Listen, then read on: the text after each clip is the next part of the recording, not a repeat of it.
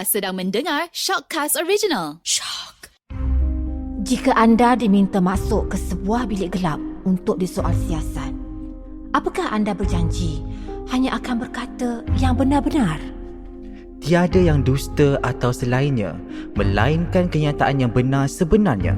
Mungkin ia pahit untuk ditelan, pedih untuk dikenang. Mengadaptasi konsep dark room atau bilik gelap, siri Shock Confession Bilik Gelap menggali dan membongkar kisah-kisah inspirasi rakyat Malaysia yang penuh tangis dan tawa. Di dalam bilik gelap ini, perca-perca kenangan manis, pahit, sedih, marah dan kecewa, malah kesesalan dan harapan dalam memburu piala kehidupan diluahkan secara telus dan jujur. Inilah Confession Bilik Gelap.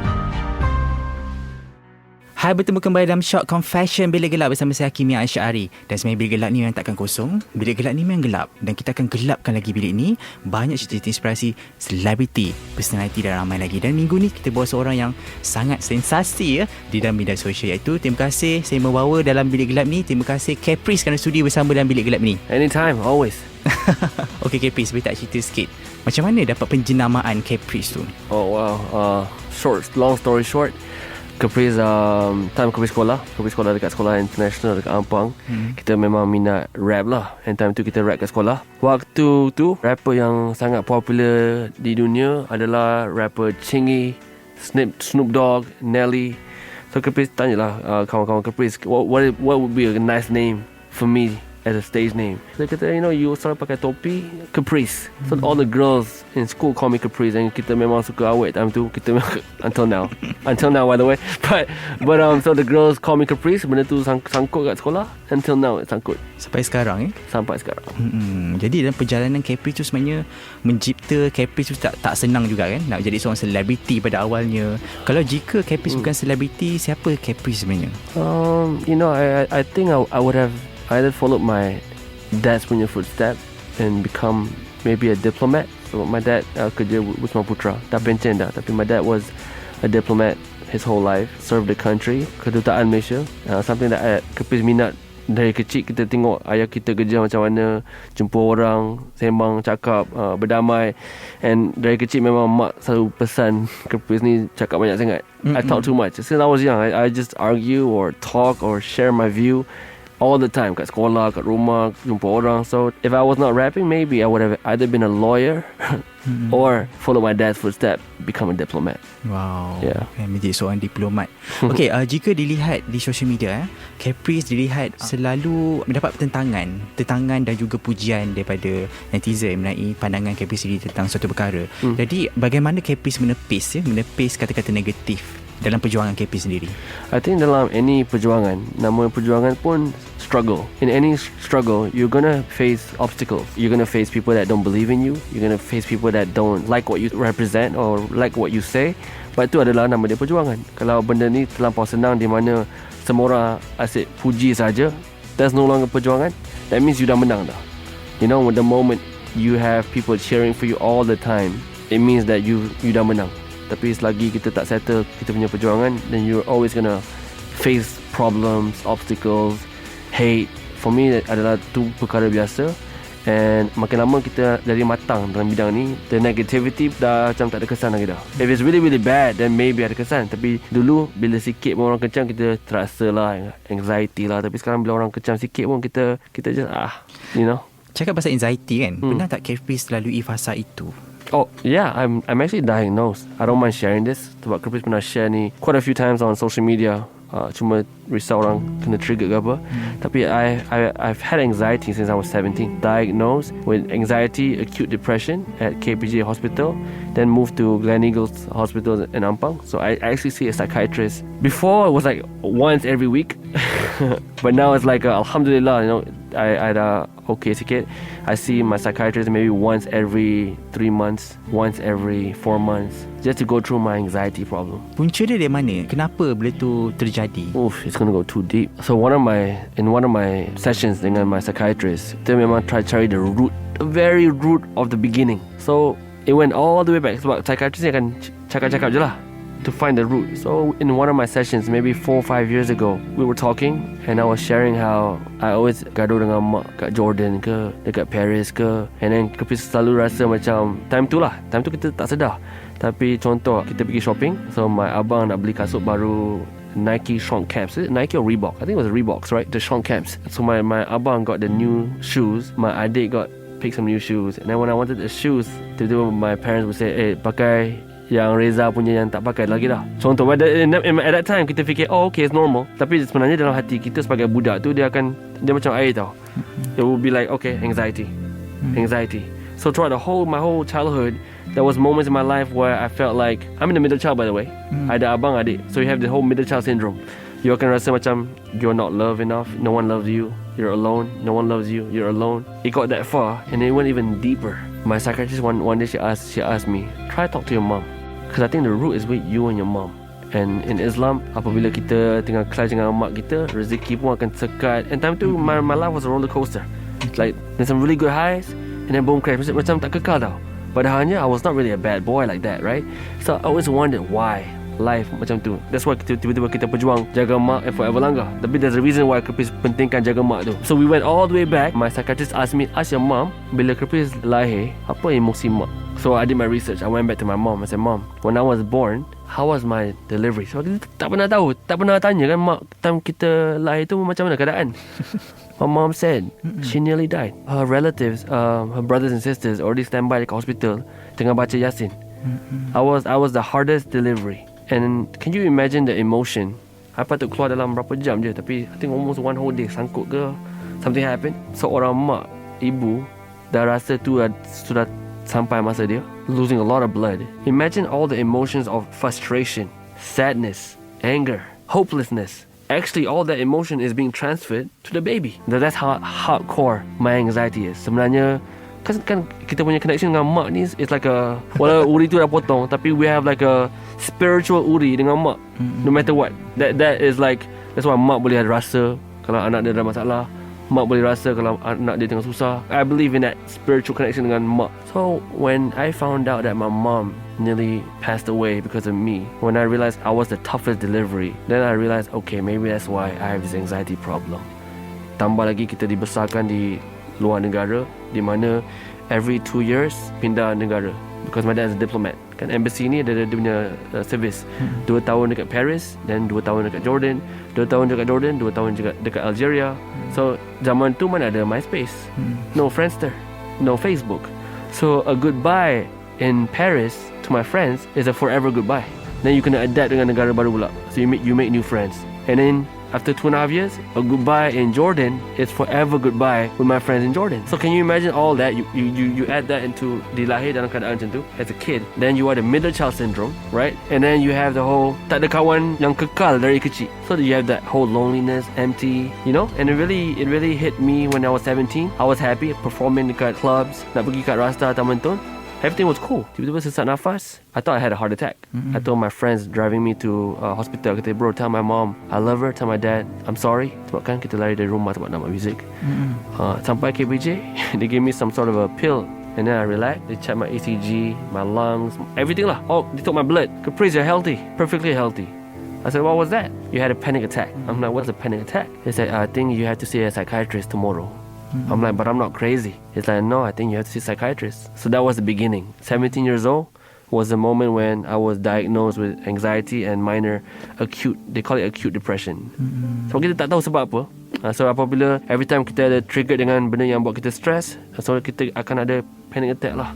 Anxiety, susah nak tidur. So and the unfortunate thing is, according to my psychiatrist, dia pernah rawat orang umur 50 sampai sekarang.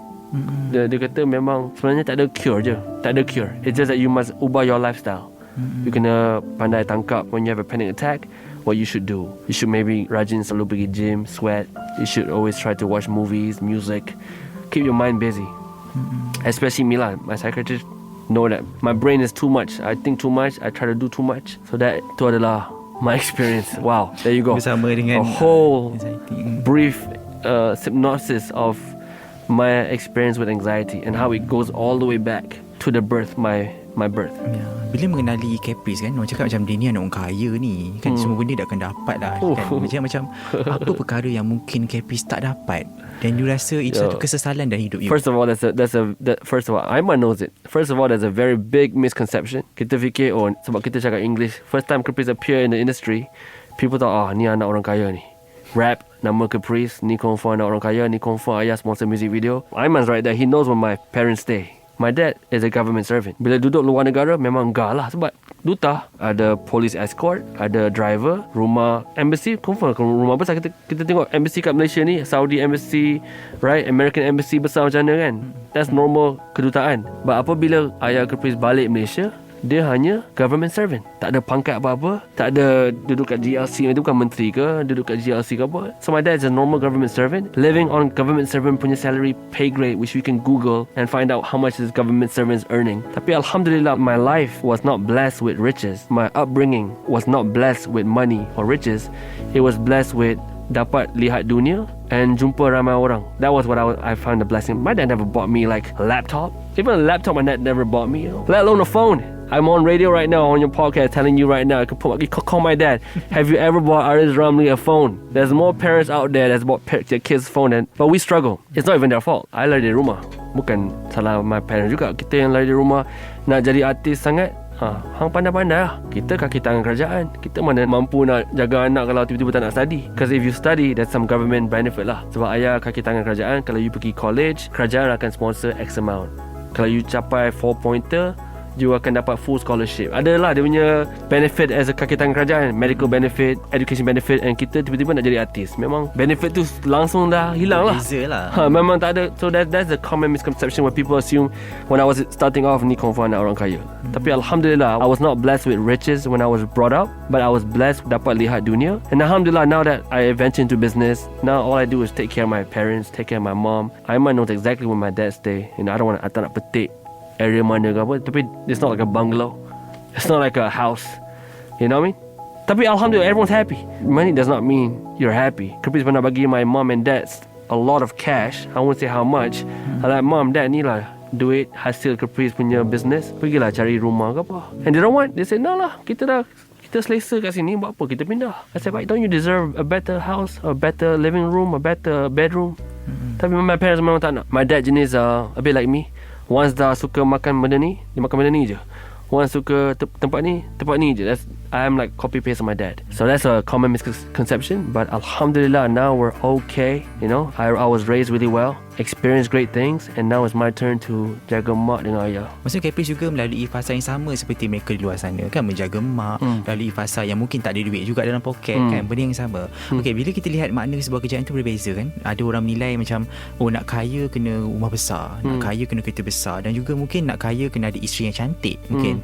Macam Caprice sendiri, apa makna kejayaan bagi Caprice? Kejayaan for me is when you can change someone else's life. And I really mean that. If you guys study how I do the apps and why I do my apps pun, for me, if I can change one person's life to feel better, or tiba-tiba untuk buat dia ingat emak dia, atau untuk buat dia berhijrah, then that's the biggest paycheck I can ever make.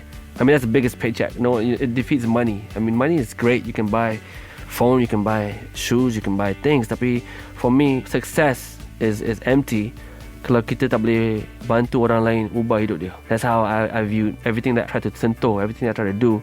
It's always been, okay, how much impact can I make on his life or her life? It's not so much about how much money can I make to change my life. Sebab benda tu senang. Kalau kita nak cari duit, benda tu actually nak cari duit senang sangat. Hari ni kalau tiba-tiba korang ambil semua wallet Caprice, ATM card Caprice semua, and say, Caprice, go survive, I can definitely survive, right? Because if you want to make money, there's ways to make money. Tapi kejayaan for me, it means how much impact can I make in a person's life. That for me is kejayaan. Jika boleh ubah waktu ni kan, kita boleh turn back time kan, apa yang mungkin Caprice nak ubah menjadi Caprice yang lebih baik pada hari ni? Ataupun Caprice rasa macam okay je, I okay dengan flaws kehidupan I hari ni? Oh boy, one thing I would change lah bro, probably when I was in Jordan, kelas mengaji, patutnya I attend lagi lah. Kalau bayangkan kalau Caprice attend semua kelas mengaji kat Jordan, tambah ayah tak ustaz ajar mengaji, baca Al-Quran, I banyak buat alasan, sakit perut, tiba-tiba tengah cirit bilik kat atas. Kalau lah Caprice dapat semangat Quran ni, pergi JAKIM bertauliah, lepas tu buat video bang-bang. Tak sakit ke? Lagi sakit roh. Lagi tajam. Lagilah kita boleh jadi pemimpin secepat mungkin. Kalau Caprice. So I regret that part. I remember in Jordan, every Wednesday Ustaz datang embassy untuk belajar Quran. I'm there maybe 30% of the time. 40%. Mak always marah sampai suruh kita makan cili sebab I was the only kid yang tak nak pergi. Abang I pergi, adik I pergi.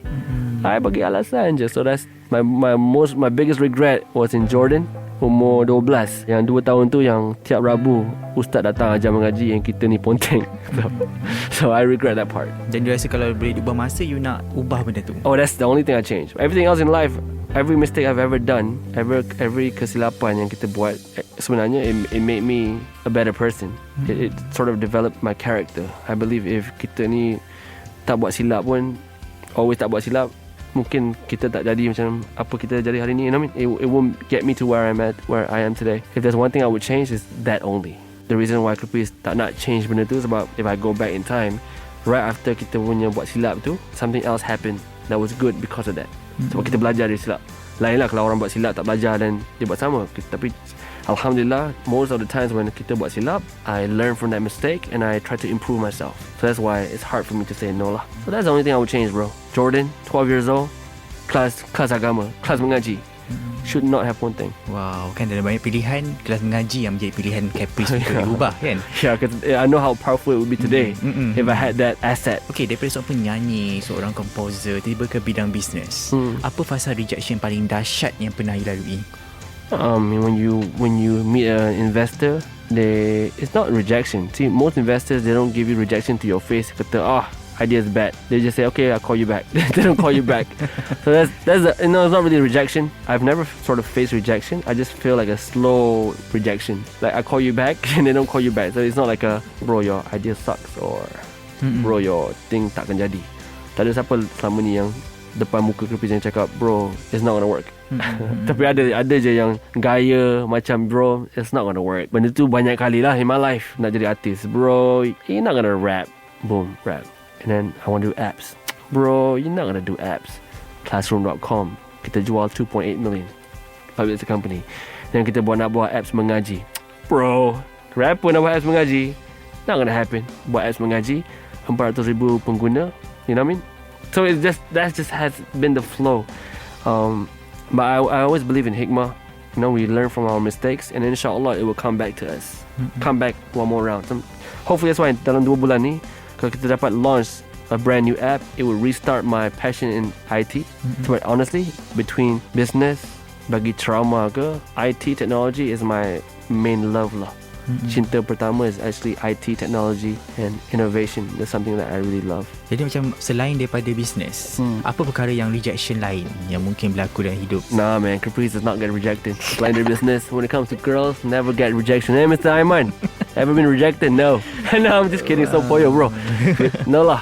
Rejection, not really lah bro. I mean, kita pun tak berani sangat nak try kalau kita tak tahu. Betul. That's sort of been my approach at everything. Sebab kita takut kena rejection. So kalau kita kaji benda tu and kita rasa mungkin takkan selamat, so kita tak buat. So itulah teori Caprice untuk nasihat Caprice jugalah kepada mereka luar sana. So tak yakin tak payah buat macam tu. No. Okay, no, don't get it wrong. Just because you tak yakin jangan buat. No, it's just kalau you yakin buat. Cuma Caprice ni I have anxiety, I have a tough time with rejection. Caprice macam sniper sikit. Kita buat metaphor. You can be a machine gun and tembak. Yakin tembak. Try. But I've grown to be more of a sniper. I see what I want, I aim, I shoot, make sure that I get it. Faham? Yeah. Okay, dah jadi lapangan berniaga dan juga lapangan bisnes dan juga lapangan seni, suara dan sebagainya, kita akan berhadapan dengan banyak kompetitor kan. Jadi pernah tak Caprice lalui fasa yang macam dia bagus daripada aku? Of course. I love to study my competitors. I always use a Samsung and Apple metaphor among all my stuff. Yang kita buat content ke, sales ke, I always say, guys, dulu Apple nombor 1, tapi tengok apa Samsung buat. Dia tiru apa cara kedai Apple, Samsung tiru. Cara marketing Apple, Samsung tiru. Sampai tahap tiba-tiba Samsung pegang market share dah. Right? They sell more phones than Apple. So I'm a firm believer in studying competition. I'm a firm believer in understanding competition. And I'm a firm believer in competitor ni bukan musuh kita. Competitor ni adalah benchmark kita. Selain dari tiba-tiba kalau competitor buat hal which has happened before, Mr. Aiman. Bila competitor kita buat hal, then jadi musuh lah. Tapi I'm talking about competitor meaning competition outside lah. I look at them as more of a benchmark. As long as tak cari pasal dengan Caprice, and kalau that competition is very very good, I would tell my staff, ni adalah benchmark kita. That's how I view competition. They're either a benchmark or people that we can learn from. And there's nothing wrong with that. Everyone does it. Samsung did it with Apple. Bilik ni kita akan gelapkan lagi. Dan inilah soalan terakhir kita. Jadi, jika hari ni hari terakhir Caprice hidupkan dunia ni, dengan siapa Caprice ingin berterima kasih dan kenapa? Today was my last day. First, I want to... It's like accepting speech. I want to thank my mom, thank my dad, thank my staff, my friends. But the first thing on person on my mind is my mom. Obviously my mom. Goes back to my anxiety. Kau just say sorry to my mom. Spend time with my mom.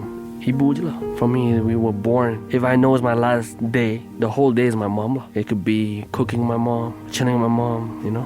Spend time with mom the whole day. Even though I appreciate all my friends yang ada ke, tapi I would tell my friends, guys, my last day, I'm gonna spend the whole day with my mom. Dan soalan ekstra, jika hari ini boleh dipilih siapa jodoh Caprice, adakah dalam kalangan selebriti atau tidak? Baru je gaduh tadi. I was just talking to Aiman about jodohs, man. Okay. Nak jawapan selamat ke, nak jawapan yang tak selamat pun dia. Jawapan bodoh-bodoh lah. Jawapan bodoh-bodoh. Kita tak kisah kalau dia artis ke tak artis. As long as the person terima kita for who we are, and boleh grow sama-sama kita dengan kita, then insyaAllah. Okey, itu dia banyak cerita inspirasi yang dikongsi oleh Caprice pada hari ini. Dan terima kasih Caprice. Thank you so much for having me. Teruskan berinspirasi bersama Shock Confession Bilik Gelap. Cheers, thank you.